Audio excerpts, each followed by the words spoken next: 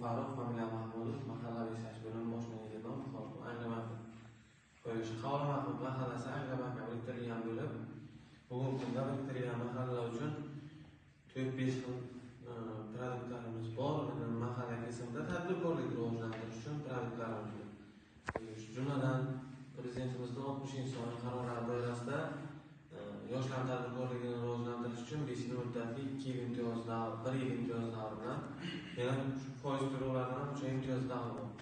Ishlab chiqarish, xizmat ko'rsatish sohalarini moliyalashtirish maqsadida 18 yoshdan 30 yoshgacha bo'lgan fuqarolarga kreditlarimizni ajratamiz. Bu pul ko'chirish yo'lida ajratiladi. Prezidentimiz 312-sonli qarorlar doirasida kreditlarimiz bor. Bu oilaviy tadbirkorlik doirasida kreditlarni olish maqsadida foydalangan hamda ijobiy kredit tarixi ega fuqarolarga 5 yil muddatli 2 yil imtiyoz davri bilan pul ko'chirish yo'lidan 100 milliongacha ajratiladi.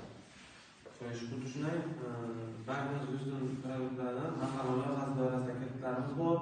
Bu yillik 23%dan, ayollarga yillik 25%dan erkaklarga o'zini bankga fuqarolarga ajratiladi. Uchinchi shaxs kafilligi asosida fuqaroning plastik kartasiga beramiz. Xuddi shunday biznesga birinchi qadam kreditimiz bor. Bu 17 million so'mgacha 4 yil muddatga 6 imtiyoz davri bilan bu ham fuqaro plastik kartasiga foizda farq o'zgarish yo'q. 23% ayollarga, 25% erkaklarga ajratiladi.